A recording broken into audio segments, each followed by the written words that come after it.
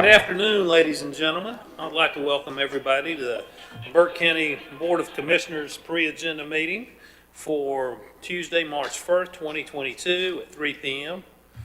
I will ask everybody to silence their electronic devices. And at this point, like I said, everybody seemed pretty excited to be here today. So I guess spring is in the air. There's a lot of excitement here today. And like I said, please silence your electronic devices. Madam Clerk, all 5 commissioners are in attendance.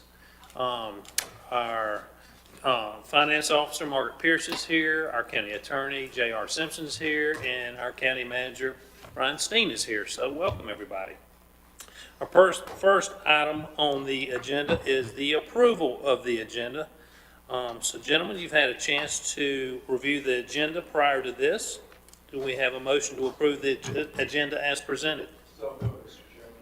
Thank you. We have a motion. All those in favor signify with the uplifted hand. That is 5-0, Madam Clerk. We'll move on to item number 3, which is presentations. We have one presentation today, and that is for Pet of the Month. It was going to be presented by Caitlin Suttermeyer, but Madam Clerk is going to substitute for her.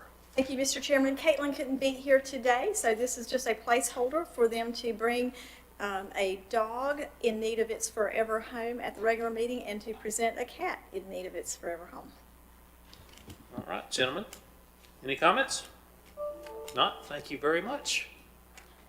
Without objection, this item will remain on the agenda for presentations. Moving on to item number 4, scheduled public hearings. Community Development, Zoning Map ZMA 2022-01, and public hearing. This will be presented by Alan Glines, Deputy County Manager, Planning Director.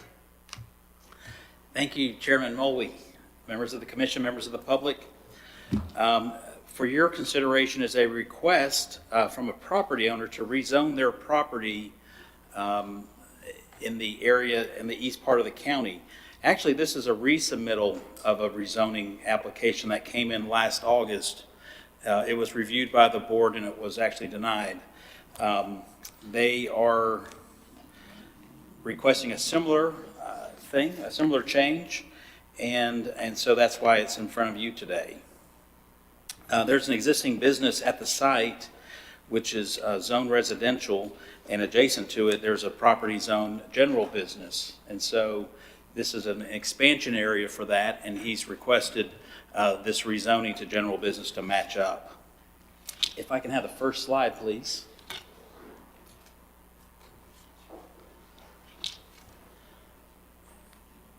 The parcel is noted in red there.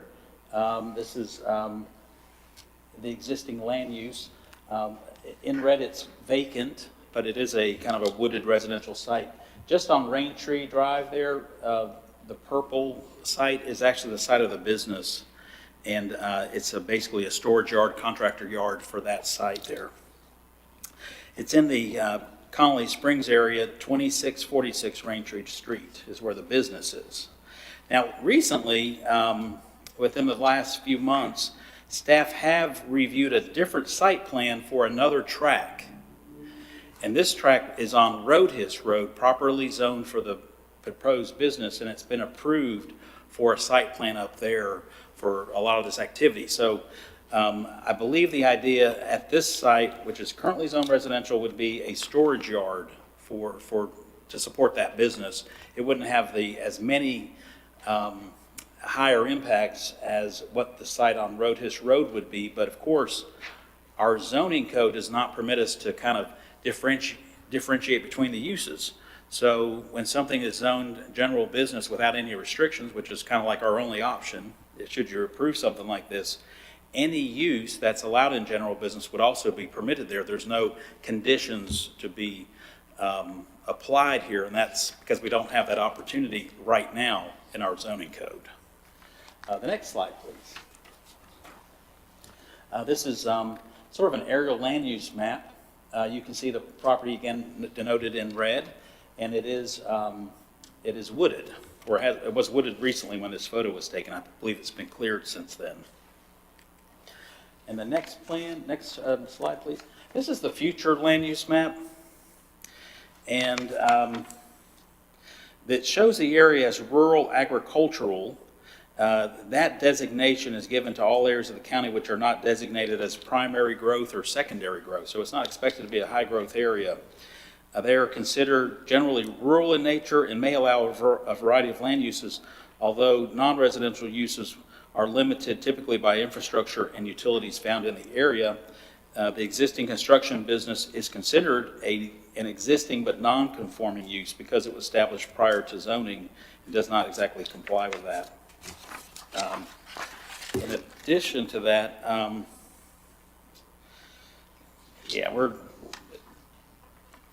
we've been interested in the topic. There's been neighbors who have come to talk about this at the planning board meeting, concerned about the addition of traffic and uses on that site. Because we can't condition the approval, the neighbors have been quite concerned about additional disturbance and other things in a residential environment. The planning board did review this request, and they did not recommend approval. In fact, they turned it down. I believe it was a vote of 5-1. So that's the request, and at the formal action at the formal meeting for the commissioners would be a public hearing and then your consideration of the request. Gentlemen, any questions or comments for Alan? Mr. Chairman, I have a couple of comments. Last time they crossed the board, the planning board recommended approval. I don't think that's true. I think they also recommended denial at that time. See if I have any notes on that.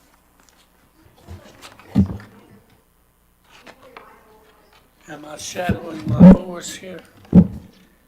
Okay.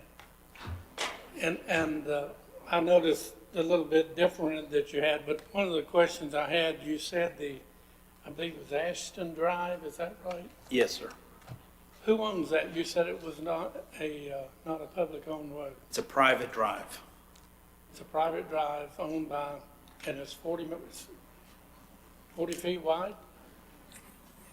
I believe it is. I don't have all those details in front of me for this rezoning request, but it is a private drive, so that's not uncommon in some parts of the county. They're not maintained by the DOT, and so they're really just sort of maintained by neighbors, as neighbors will do.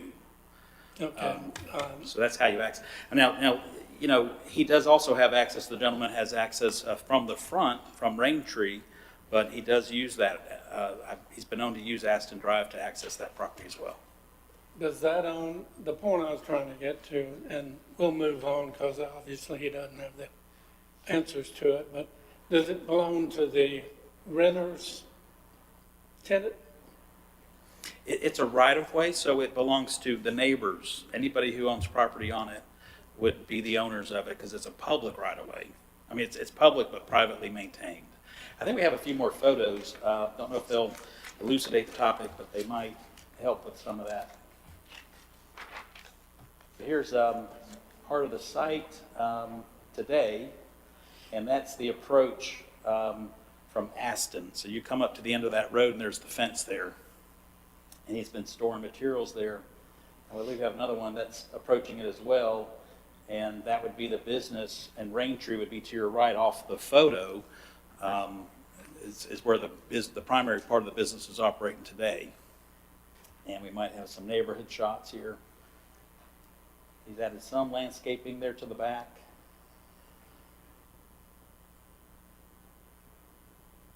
Yeah. And these are some of the neighbor folks who Are live we in that. looking at that? Is that Ashton Drive? I don't believe it is it? Yeah, I believe I'm that very is- familiar with the property. I'll ask that question at next meeting. We'll get time to do some research. Okay. But there's a, you know, it's a newer homes, older homes there. There's a lot of, you know, it's kind of a solid neighborhood, residential neighborhood. Okay. Okay, thank you. Any other questions or comments for Alan? And just for clarity, Alan, on at the next meeting, just for our information, the first time this was turned down, when it came before the planning board. They voted against it originally. Can you tell us what that vote is at the next meeting, so we have that information? We see what they did, and I remember it was turned down, but I think it was a pretty decisive vote against, Pretty similar to the vote you have for this past meeting, but I'll be sure to know that. just for general information.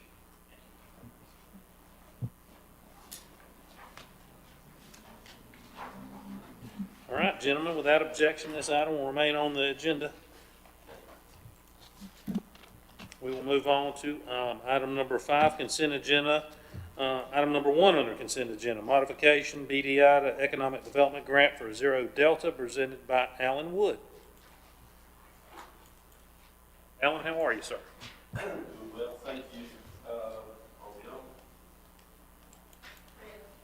There we go. Yes, Zero Delta, we are asking for an extension of, on their grant to December the 14th of 2022.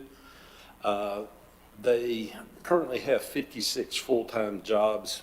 We were projected at 82. There are approximately 10 temps that they're getting ready to add, which would take them 65, 66. They have 20-plus openings. So as a lot of people, their business has been up and down, but it's very strong. They think they can fill these positions. There's an open house there Thursday. We are working with them and a local marketing group to help promote their business so more people in the community know who they are and what they're doing. So we feel pretty confident by this December date that they will be able to close in on these slots. And I would say one of the things that we're doing to try and avoid this kind of situation is adding a force majeure clause to all of our economic development incentives in the future. So if there is a state of emergency, that there's procedures printed out as how they would be dealt with in the future. But we stay in close contact with these gentlemen, and they had a very successful SHOT Show. They actually had top new product at the SHOT Show in Las Vegas. So it's not a lack of business, it's just finding the qualified people they need, because they are pretty specialized in the work that they do.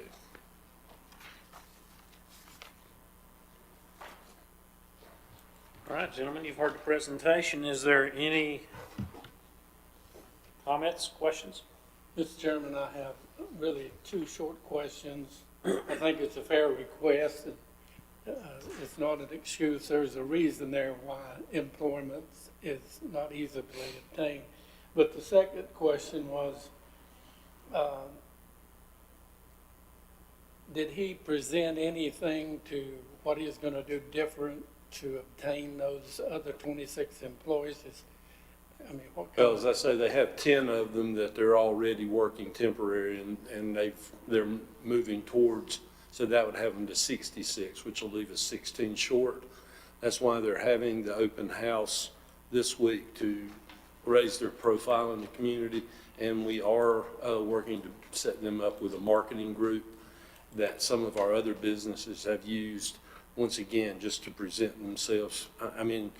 They've done very well, but not a lot of people in the community know who they are, what they are. There's initial excitement, and then they get busy doing work, and they just think that everybody knows that they're there and that they're aware of them. So, they do the things that businesses do, and they're on Indeed and so forth, but they're going to actually actively recruit and raise their profile around the area. Yeah, I have to answer questions every once in a while. What is that business over there? But anyhow, it's good to see that he's aggressive and he is doing something different. And that was the main Yes, sir. reason for the question, to know that he is aggressively going to try to fulfill that 26 employees. That's all I have, Mr. Chairman. Thank you, Commissioner Taylor. Any other questions or comments on this? Alan, I will say, my prior career, I went to the SHOT Show once a year, and that is a massive show. thousands of vendors, and you get recognition there, and he won what? They were top new product. Top new product, which is incredible, because Yeah. the competition there, it's the biggest of the big. Well, they said that the show was not that well attended, but their booth was just packed the entire time. And you're right, I walked it for 3 solid days and saw maybe a third, half of it. Exactly. It's amazing. Thank you, Alan. Gentlemen, without objection, this item will remain on the consent agenda. Moving on to item number 2 under consent agenda items, joint resolution dissolving the Industrial Facilities and Pollution Financing Authority. Was going to be presented by me, but I'm going to ask Mrs. Margaret Pierce to present this, please. She was actually there.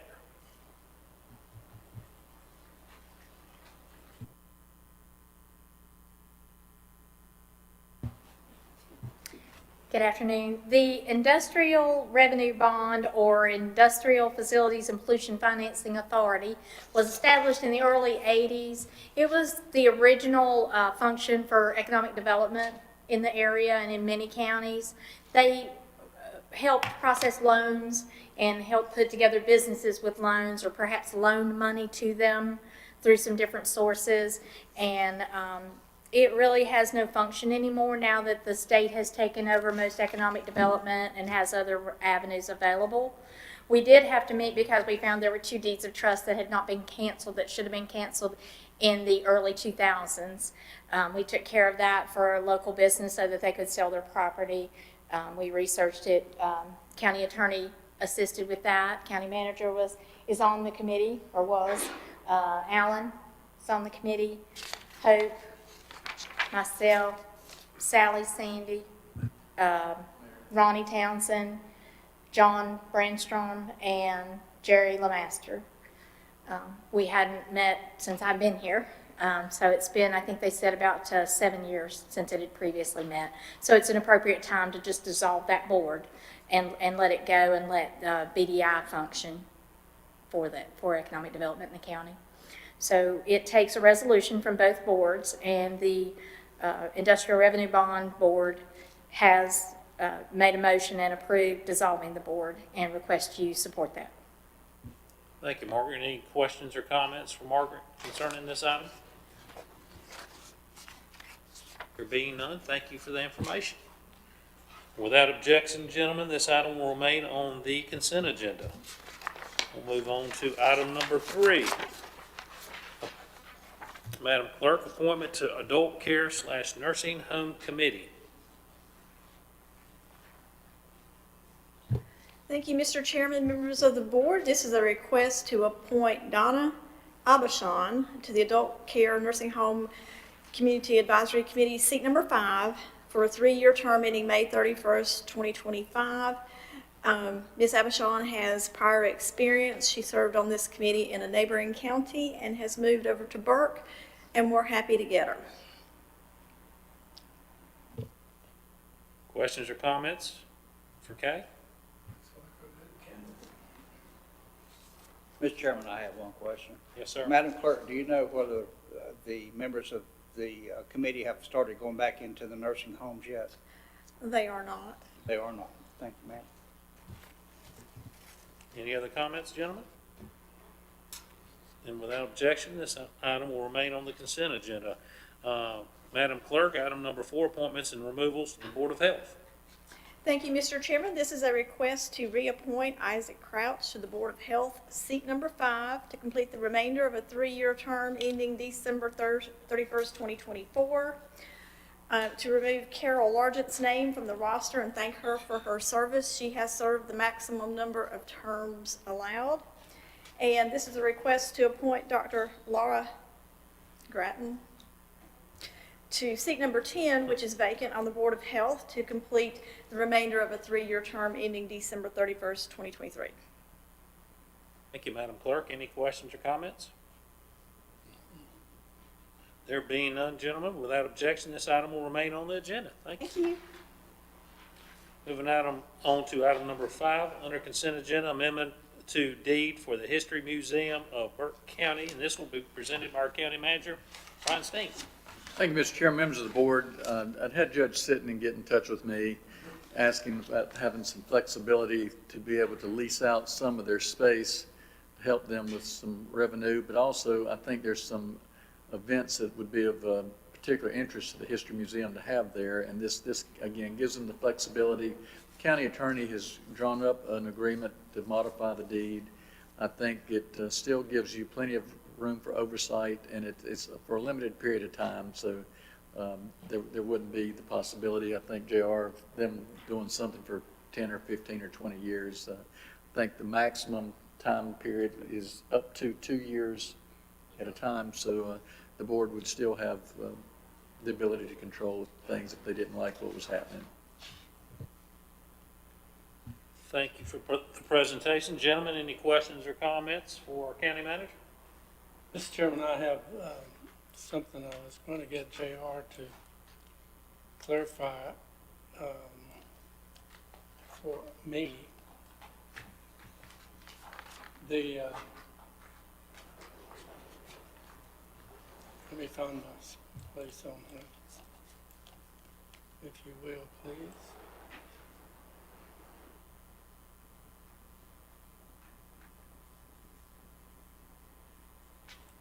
It should be page 51. Anyhow, there's a statement, JR, in our contract, 2 times in the contract, that says if any of the property is leased, that property would automatically be handed back over to Burke County. Can you explain that?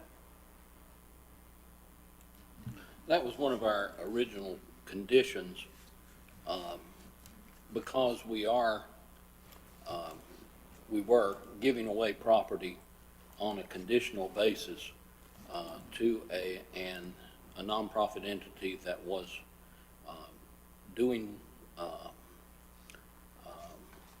things that the county could do themselves. So we wanted to make sure that the process stayed the same and that the property wasn't put to a use that wouldn't qualify. So there were 4 restrictions that we originally, I'm sorry, 5 restrictions that we originally had. I'm sorry, 4 restrictions that we originally had. And we added the 5th that said that notwithstanding that,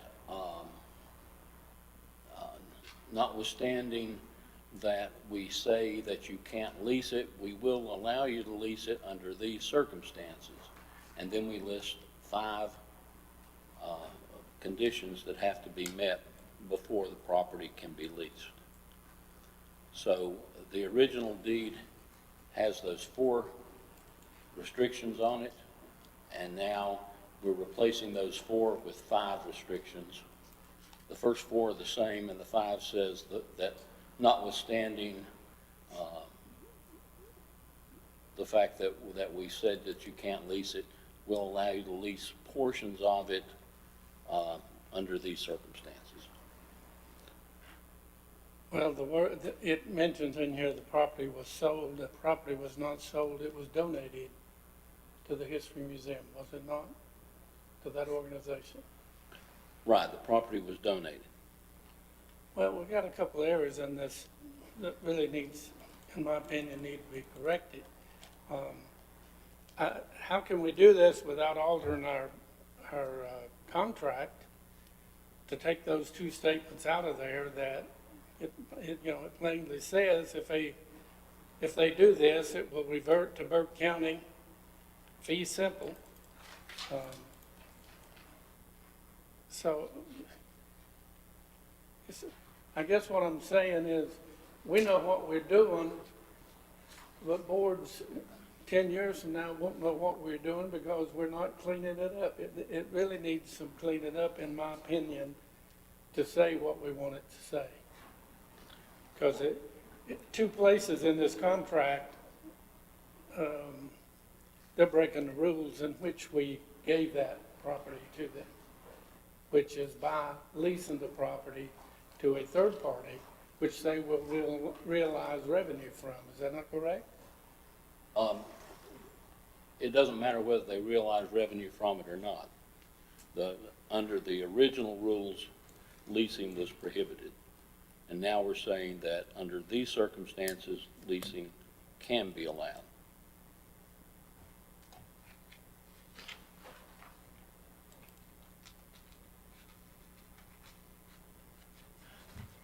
So we keep number 4 in there, in that it was an original restriction. We keep that in there because it still refers to termination or transfer of ownership of the property by the donee, History Museum of Burke County. But we add a 5th provision that allows partial leasing of the property for a limited time and limited area. So I think that cleans up what we need done.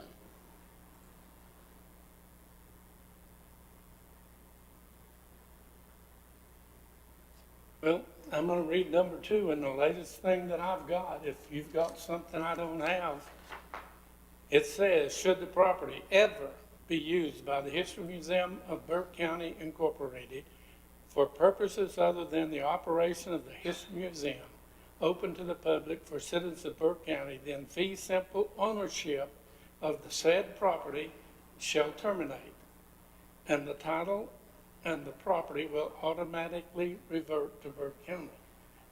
Now that's plain English, and I'll repeat what I said before.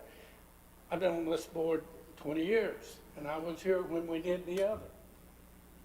People that were not on the board before and would read this, you would think they purchased the property because it says sold to. It was not sold to. It was granted without fee. It was donated. Where does it say it was sold to? I don't see that. Pardon? Where does it say that the property was sold to them? Well, you have to let me look here. It's the last whereas. It's in the last whereas. Pardon? You're correct that it wasn't sold, it was given away. So we could change that, the next to the last whereas, so that instead of reading, since the property was sold, it could read, since the property was donated. No. I'll leave it up to the wiser ones than I am. So, you know, it really needs to be cleaned up for people who will 30 years sit on this board, and they probably come up with that. And we donated it for the sole purposes as stated, and that's to be a history museum. And some of us have donated since then, and it appears to be doing well financially. So, but anyhow, it's not clean. It's the question. It needs to be cleaned up, in Maynard's opinion. JR, with that tweak, sold, donated, you can tweak that. It can remain on the consent agenda just to clean that up for Commissioner Right. Taylor's concern. Yes, sir. Is that okay by you, Commissioner Taylor? Yeah, well, I won't know until I see it, but it sounds like it will be okay. Yeah. Well, Any other questions or comments? Without objection, then this item will remain on the consent agenda with that tweak. Moving on to item number 6, Community Development, Watermill Access Temporary Easement Agreement, presented by our Operations Manager, Shane Prisby. Shane, how are you today, sir? Doing well today, Mr. Chairman. And yourself? Great. Thank you, members of the board. Burke County is working with the Wildlife Resources Commission to upgrade the facilities at Watermill Access area. In order to improve the parking lot and overall drainage, the county will need a temporary construction easement from the owner of the adjacent property, Canoe Creek Properties Incorporated. Canoe Creek Properties is in support of the project and the improvements proposed. As part of the agreement, they have requested permission to clear vegetation in front of their new subdivision and replace it with landscaping. This location, the county's property, is about 40 feet wide and lies between the subdivision and the road right-of-way. The proposed landscaping would not affect the watermill project. And I'd be happy to answer any questions that you may have about this item. Gentlemen, any questions or comments? Mr. Chairman, I just had one. This is for the benefit of the people who own the other property. Will we gain any parking spaces or anything by this project? For the agreement as a whole, Yes. it will allow us to fix the drainage on the low end. All of the parking and all of the assets will be located on the entirety of Burke County's property. There won't be any additional from it, but we need a little bit of leeway to go onto their property, which is common open space, to improve the drainage, because the parking lot as it exists has actually encroached on their property. So we would be able to bring it back in, affect the drainage, which saves us a ton on maintenance in the long run, and then put in the parking spots that I don't believe you can see on this exact map. There's a few you can see, but improve parking dramatically and meet all of the regulations that this property falls under. So it's an improvement, but it does not enlarge the parking. Correct. That's all I have, Mr. Chairman. Any other questions or comments for Shane? Shane, I didn't see on here, this is obviously, I float the river a lot myself and hadn't been in that access point in some time, but it's always been in terrible shape. When's the estimated completion date for that? It would be this calendar year. This calendar year, because we're gonna have people asking, so, this calendar year, okay. We're currently in permitting. We recently received our clearance from U.S. Army Corps as well as DEQ. I believe this has 6 permits that this falls under. It's about all of them. I guess we put it that way. So we're waiting to get our floodplain permit. The state construction office has to review for for the design for some of the construction, as well as DEQ doing the buffer permit. But we've submitted for our trout buffer permit, which we're hoping to hear back from soon. When we get all of that together and this agreement, they'd be able to move probably late spring, early summer is what they're looking at. But definitely completed this calendar year. It should be a pretty quick construction. Thank you, Shane. Thank you. Gentlemen, without objection, this item will remain on the consent agenda. We'll move on to item number 7, finance lease with BDI for office space, and this will be presented by Margaret Pierce, our finance director and deputy county manager. Up again. I am. The lease with BDI, Burke Partners for Economic Development, expired in December, and we need to get a new one in place. This renews during the current budget year for the same amount as they're currently paying, but beginning with the new fiscal year, it will increase $100, increase to $10,000, and then every year after that, $100 a year, just to build in a small increase. The contract has actually not changed since they went in there. So it's been a significant amount of time at the same amount. Questions, comments for Margaret on this specific item? Alan, excuse me, Mr. Chairman. Alan is in agreement with that slight increase? Yes, sir. So, good enough. All right. Thank you. Thank you, Margaret. Without objection, gentlemen, this item will remain on the consent agenda. Moving on to item number 8, contracts for fire protection services, presented by our Fire Marshal, Mike Willis. How you doing, Mike? Good. Thank you, Mr. Chairman, Commissioners. Couple things has happened. Margaret can elaborate on the financial part of it, but some of the requirements has changed in their audit requirements, and the new contract is just putting the verbiage in there to do that. But a couple things is going to happen. This is going to reduce the cost for the fire departments to do their audits. It's not as extensive and comprehensive as the previous one for many of the departments, so it's going to save taxpayers money by doing that, just not requiring that big of an audit. The other thing it's going to do is, I've been trying to, since I got here, was to get all of our contracts together for the fire department, where we can do them all at one time and in 10-year intervals, rather than come back to y'all 2 or 3 times throughout the year to get 1 or 2. So this will combine them all together. And for the financial stuff, that's Margaret's wheelhouse. I'll have to defer to her.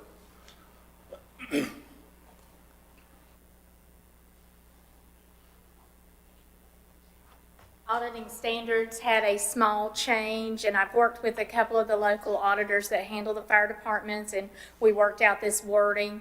What it does is they'll still check internal controls, they'll still check that their payments are valid, still check they're booking their revenues appropriately. What it will change is they'll no longer have to go through a process of converting all their books over to accrual-based, because it's really not relevant to a fire department. Cash basis is really what they do. And that cost of converting all of their books over was part of the significance that they were seeing in delays in getting their audits in. This should assist in getting them processed in a more timely fashion at the audit firms.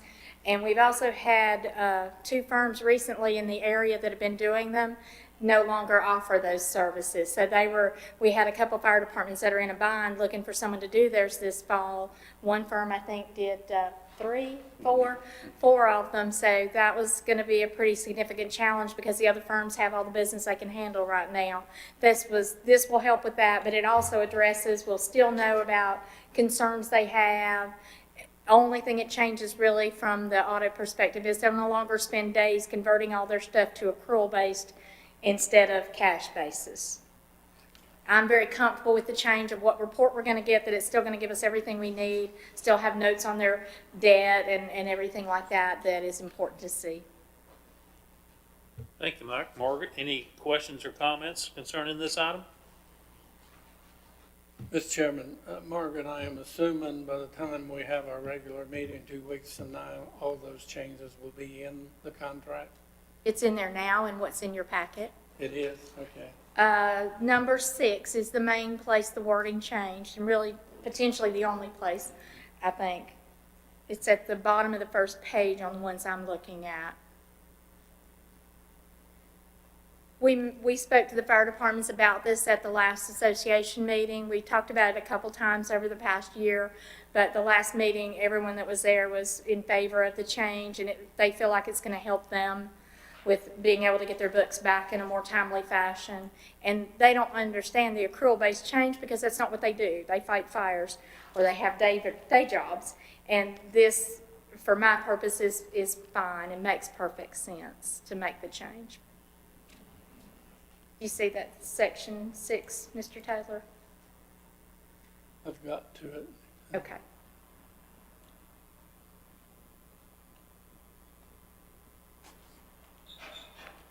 Any other questions on this item? Thank y'all, good work. Without objection, this item will remain on the consent agenda. Mr. Chairman, I did have one other question. Okay. I wanted a little explanation. I don't know, Kay, did you email that to me or anything? Yes, it was sent to you this afternoon. Oh, well, if it got there after 1, I never opened it up. Anyhow, I wanted an explanation, since we're agreeing with 15 contracts here, and plus the emergency, that's a total of 16. Wanted an explanation of what that 9S indicated, and how do we relate to common language on that? Is it? Okay, that's the Department of Insurance rates fire departments based on the standard scale, and that rating equates to what their insurance premium is. And it's when it all boils down, it's a rating from 1 to 9, 1 being the best and 10 being the worst, as if you have no rating. 9 is the minimum standard, base minimum standard for what they call a rated fire department. And the E and the S is for the 5-mile districts, and E is for 6-mile districts. We have both. Some departments have both. So that's what the letter designation is for. So the 9 essentially is minimum standards that they meet for fire protection in North Carolina. Well, I was trying to relate it to my old high school days, and 92 was an A. Right, right. Understand? Yep. And just needing to know where where those categories and how they related Right. to the community.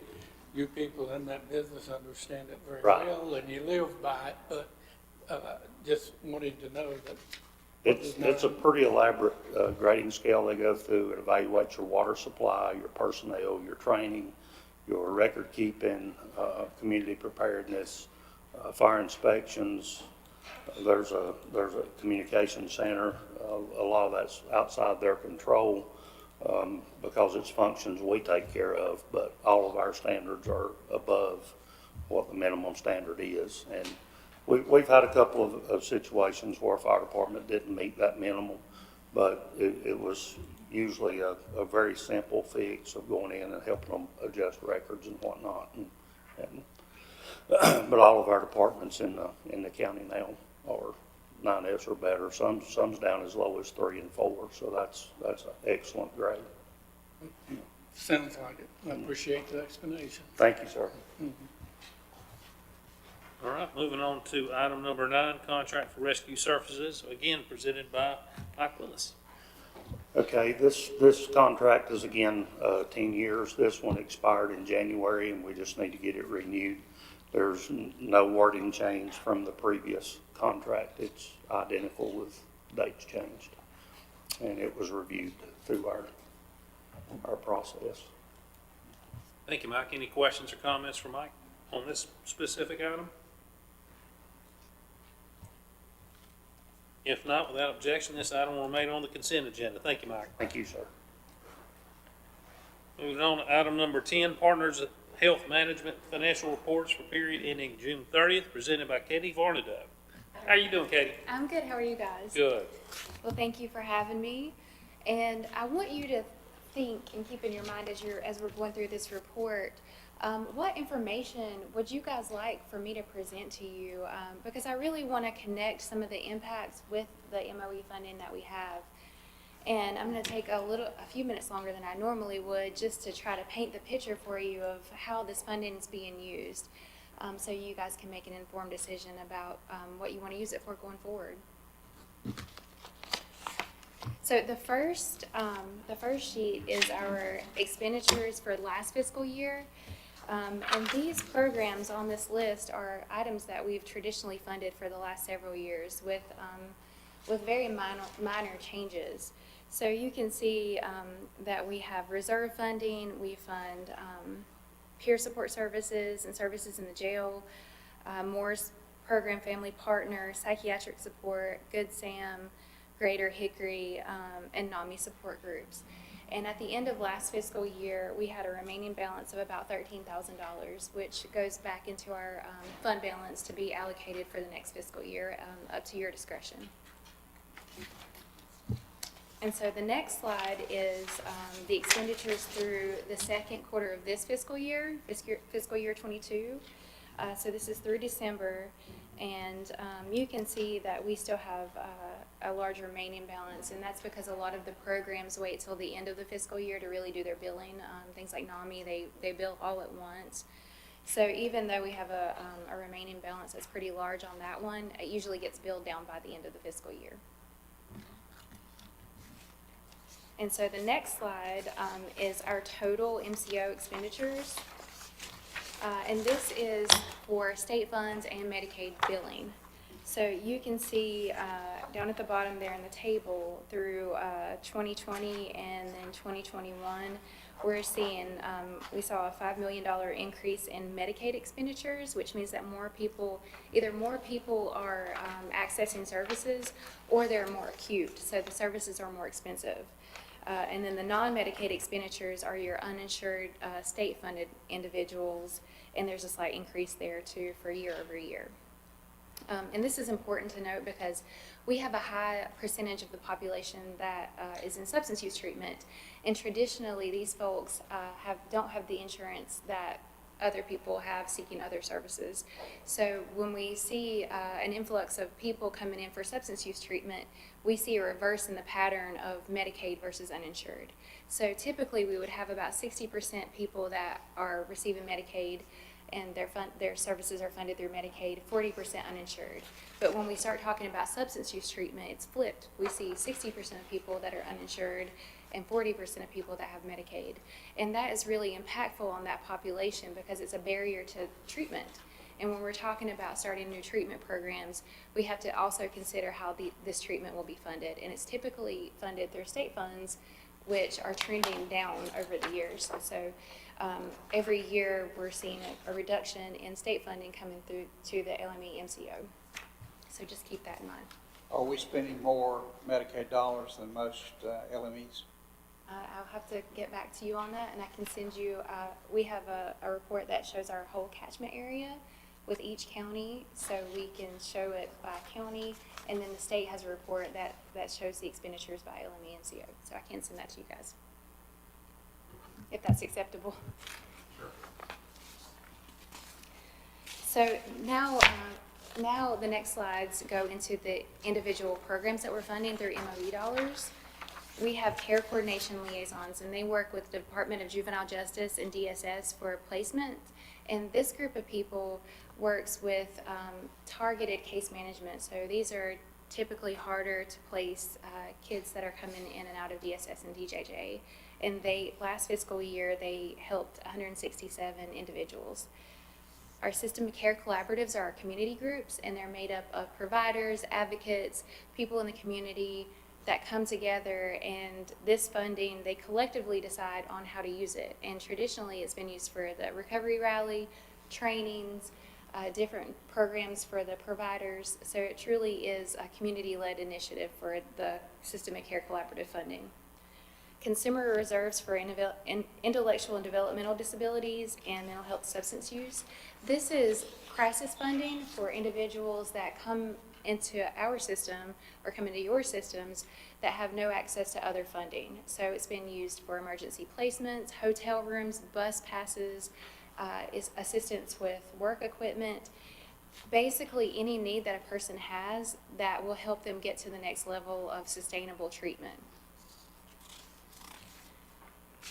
So then we go into our peer support specialist in the jail, and this is provided by Catawba Valley Healthcare, and that person helps people that are coming out of the jail transition back into the community. It connects them with resources and treatment and does some follow-up aftercare to provide additional support to keep that person from going back into jail.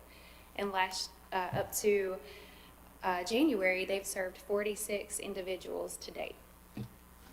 MHSA services in the jail, this is more assessments and group therapy, and that has served 226 individuals in the jail. The Moores Program Family Partner is a crisis service that works alongside mobile crisis, but it's specifically for children and their families. So if a mobile crisis call comes in through the police department or through our access line, we can respond with the Moores program to help young people in addition to adults. And 30 families have been served through that program. Psychiatric support is medication and psychiatric visits for people that don't have insurance or other ways of other means of funding, and 918 individuals have been served through that program. Good Sam has served over 214 behavioral health patients and filled over 1,000 mental health drug prescriptions. And when I was doing some research to see how this program was going, they were so thankful and grateful for you guys seeing the value in this program because of the impact that they're directly seeing with the people that they're serving that otherwise couldn't afford their medication. Greater Hickory Cooperative Christian Ministry, we actually pulled this program back internal to partners and hired their case manager. The way that our funding flows is it's reimbursement. So a provider agency would have to pay their worker and then be reimbursed by partners so that it impacts their cash flow. And in order to keep this program going and help the Christian ministry out, we pulled that person internal and employed them through partners so we could keep that same funding stream and that same program. And they do case management and help with housing supports. Our housing reserves, we have helped 7 households, and this is also with emergency hotel stays, deposits, things to prevent homelessness. And NAMI support groups have ongoing monthly support groups of about 7 to 10 people. And so those are our MOE-funded programs. I also want to talk to you a little bit about some other initiatives that Partners has in the community. We just finished up with a CIT class in December, and that class held law enforcement from Burke. We had a security officer from Broughton and some surrounding officers from Catawba and Newton that came and participated in the crisis intervention training, and it really teaches empathy and crisis response to specifically behavioral health. So when a person calls in to 911 and they're having a behavioral health crisis, they can ask for a CIT trained officer, and that officer immediately knows how to respond. That they're responding to a behavioral health call rather than some other kind of call. We came out last week and distributed Narcan to Morganton Public Safety, and we've really been trying to connect our provider agencies with Narcan and help get some funding and supplies for that. We have a LEAD program in Burke County that is a law enforcement assisted diversion. That's through Catawba Valley Healthcare also. We also work with Support Incorporated to have an embedded therapist at DSS that helps families that have been identified to have behavioral health challenges get assessed on site and get connected to services at the DSS location. And we are also rebuilding our crisis collaboratives, which will be a group that supports the continuum of crisis services from law enforcement to providers to magistrates, to look at the health of our crisis continuum in Burke County and to see how we can implement interventions that can make a difference in people's lives that are experiencing IVC or other mental health crises. And I know that was a lot, so I'll be glad to take any questions from you guys. Gentlemen, you've heard Katie's presentation. Any questions or comments for Katie? Mr. Chairman, not a question about a presentation, an excellent presentation, but like the kid Brett just a little bit, one of his goals when I was on the board was to get big enough and financially strong enough that he wouldn't have to ask the individual counties to ante up money. It looks like, according to the stuff that I get through the email, that you're about big enough. Is that on the table anywhere? Will we be relieved from, what are we given, Brian, $265 a year or something? It's about 210 and then some, about 50,000 in fund balance. So routinely 210. And then we want to look at some ways to spend down some of the fund balance too. But I'm going to have to take your quote back to Rhett and say, Maynard said you said this. Tell him it's time to pull the hook out of the lake. Okay, thank you. That's the only one question I had. So. Any other questions or comments, gentlemen? Katie, great presentation. Thank you very much. Thank you for listening to me. Great information. Thanks. That being said, gentlemen, without objection, this item will remain on the consent agenda. Moving on to item number 11, Tax Department Tax Collection Report for February 2022, presented by Mr. Danny Eisenhower, who will be retiring before long. Looking Got a forward big to it. smile on your face. Got a big smile. All right, the tax collection report for February, just sort of go through the percents collected. When we look at property tax, we're at 99.26, and these are percents of budget. Motor vehicle tax, we're at 68.79, which together that gives us a 96.10% collection to budget. Delinquent taxes are 84.93%, and lateness penalty is 81.87. When we look at property tax, just compared to the levy, not to the budget, we're at 96.48% collected. Gentlemen, any questions or comments for Danny on this item? Mr. Chairman, I think he needs to be congratulated. He's trying real hard to have that 100% collection on his property tax by the time he retires. He's getting close, isn't he? Yes, he is. Getting very I close. just have to commend my staff on that. Absolutely. Well, gentlemen, without objection, this item will remain on the consent agenda. Item number 12, release refund report. Danny? All right. On the tax system, we had $951.05 on the report release. There were no rebills, so the net release is $951.05. We have refunds in the amount of $74.48. Then vehicle tax, we have $271.30 in refunds that have to be approved. Gentlemen? And a chance to look at the report. Any questions or comments for Danny on this? On the release refund report?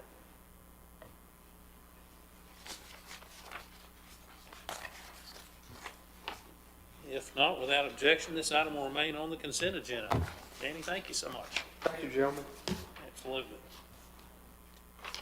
This will bring us to section 6. Item number 1, items for decision, resolutions appointing interim tax administrator and new tax administrator, presented by Margaret Pierce. Again, I'm kidnapping Danny for a little bit of this. Danny knows the Machinery Act, as we all know, inside and out, and he reminded us there's a few things that have to happen if we're going to let him retire. I suggested he not do that, and he didn't seem to buy that one, so he'd rather do the paperwork. So he will be presenting you a tax settlement report similar to what he does every July for the full fiscal year, but he has to balance out before he's allowed to go. Now, because of the timing, he'll do that as of Monday night, the 14th. So he'll present that on the 15th for you to accept. But that means once he's presented it, according to the Machinery Act, we're not allowed to collect taxes unless we have an interim in place. So Don Hutchins has agreed to be our interim tax administrator for the 2 weeks in between Danny retiring and our new candidate being in place. So at the meeting, you'll accept Danny's tax report. We'll do a resolution appointing Don Hutchins as the interim tax administrator. It would be retroactively effective to 8 o'clock in the morning on the 15th, so whatever taxes we collect on the 15th will be legal on. And then we will have a resolution to appoint the new tax administrator effective April 4th, which will be their first Monday here at 8 o'clock. So we'll overlap everything, and then Dawn and Danny will both be in place for a few days together. okay, gentlemen, when I first talked with Kay about this item, it is a kind of a convoluted system, the way we have to do this, but this is dotting the i's and crossing the t's. So, gentlemen, you've had a chance to look at that. This is just the legal way we have to handle this. So, any questions or comments for Margaret or Danny?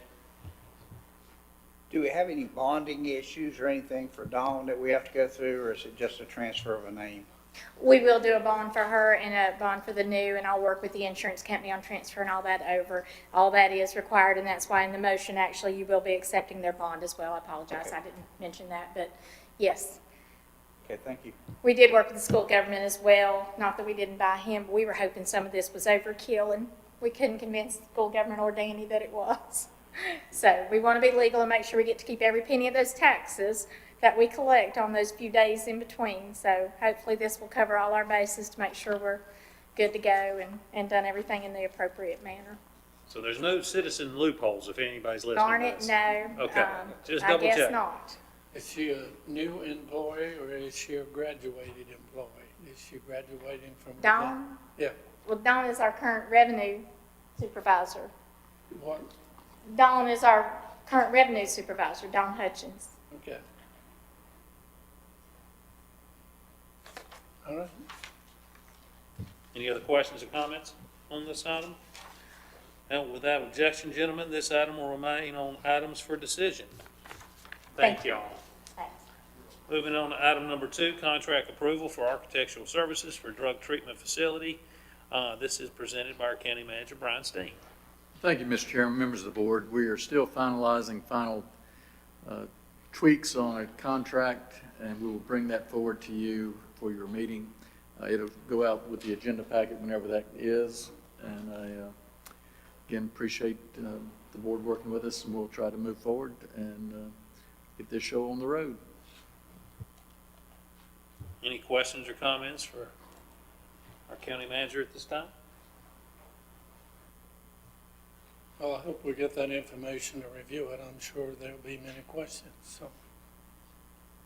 Yeah, it'll be the standard AIA form, and I know that one of the things that the county attorney has is he does not like the route of arbitration. If there's a problem, he wants to go directly to court, so that I know that part has already been put in.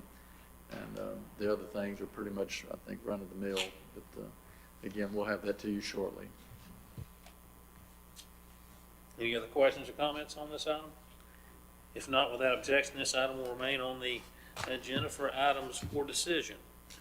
Item number 3, appointments to the Parks and Recreation Board presented by Kay Drone. And I will say, I'm glad to see some candidates because it's been tough to find Thank you, Mr. folks on this board. Thank you, Mr. Chairman, members of the board. This is a request to appoint some folks to the Parks and Recreation Commission. Nikki Costello, seat number 1, Forest Hill, to complete the remainder of a term expiring March 31st, 2024.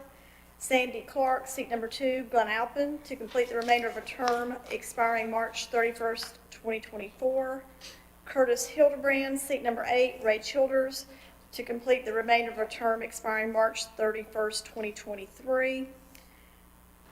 Scott Bollinger, seat number 9, Mull, to complete the remainder of a term expiring March 31st, 2024. Brandon Klontz, seat number 11, Salem.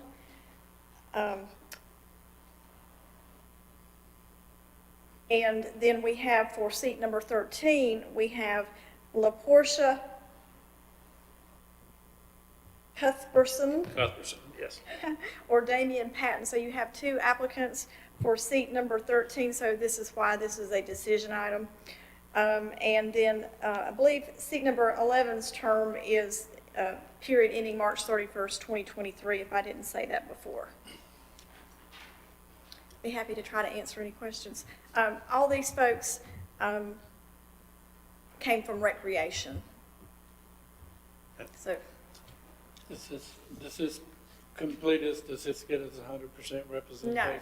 no. There was 3 or 4 or 5 seats that applicants were supposed to have had their applications in by the deadline, so we'll have a few more next month. Unless you want me to add them on to this item. I don't have all of them, that's why I was waiting, but 2 or 3 have come in since the agenda was published. You have applications that are qualified that the Recreation Department recommends, and when there's not really a decision to be made, I don't see that. Does anybody have an objection to add those to? Because we've been it's been so difficult to find anybody to serve on this board, and if we have somebody willing to do it, I say we add them as quickly as we can. So, gentlemen, y'all okay with that? I prefer to follow procedure. It gives you time to look at them and review them, and if you know them, et cetera, et cetera. If you know something bad about them, you can have the input. Yeah. Hopefully you don't. Yeah, it is my preference to do them all at one time, but I know this board has, like you said, not had anybody for so long that I brought what we had. Like I said, if some more come in and we have opportunity to Yeah. review them, ample opportunity, like Commissioner Taylor said, let's add those. So you'll see me again with more items at your April meeting. Perfect. Any other questions or comments from Madam Clerk? Okay, thank you. Thank you. Gentlemen, without objection, this item will remain on the agenda for items for decision. Moving on to Section 7, reports. Please submit reports in a timely fashion to be included in our regular meeting minutes, so please submit those to Madam Clerk. Item number 8, other discussion items. We'll remind everyone to please spay or neuter your pets. Don't litter, secure your load. We've all been preaching that for years, and I was told this morning from somebody that road, Amherst Road, looked good, and then it looks good for several days, and then does it look good today? Okay, and so that is a moving target, as Commissioner Abley said. So please be mindful of that. Also, as a courtesy reminder, as mentioned earlier, Danny Eisenhower has a retirement party. I hope all can attend for March 18th, from 3 to 5 p.m. here in this meeting room. So please come with bells and whistles to that. Also, March 20th, from 2 to 4 p.m., Ichard Fire Station 2 dedication and service recognitions for some gentlemen that have long-serving service. 50 years both? Okay. Wow, 50 years of service. So, gentlemen, if you're able to attend, please do. Mr. Chairman, if I may, I just want to make one little announcement through the health department. Even though our positivity rate for the county has now dropped down to 8.1%, we need to continue to know that we need to be careful. You know, as new cases begin to wane for us, and again, as the positivity rate goes down on COVID, it's imperative that we keep in mind all of these protocols that we've had, unfortunately had to suffer with for the last 2 years. But we want to remind everybody we're not out of the woods yet. Some of us have attended funerals just for the last 2 weeks. Some of our friends have died from COVID, so I want to make sure that people keep these important factors in mind as we move forward during the pandemic. It looks like we may be nearing movement towards the end, but we can't give up with everything that we're continuing to do. Well said, Commissioner Carswell. Anybody else have any announcements that they can think of? I will also announce, or as a reminder, on March 31st, the Western Piedmont Council of Governments annual meeting will be held at the Hickory Metro. I believe Commissioner Carswell and I will be in Beaufort representing the executive committee at the county commissioners. That, if I'm not mistaken, Commissioner Carswell, so I'm not sure we'll be able to be in attendance. You need to send out a reminder also about the District 1315 meeting that will be Yes. hosted by Burke County here at the Community House. The dates slipped my mind. 28th of April. 28th of April. So, gentlemen, if you will please remember that district meeting. We will be having 13 and 15 districts plus representatives from the General Assembly there that day also. We want to show off our locale as fashionably as we can, so it's important. So if you can attend, please do. It's always a good meeting, so appreciate that. Any other business come before the board today? If not, I'll accept a motion to adjourn. Everybody signify with uplifted hand. Madam Clerk, 5-0. Thank you. Thank you all for attending.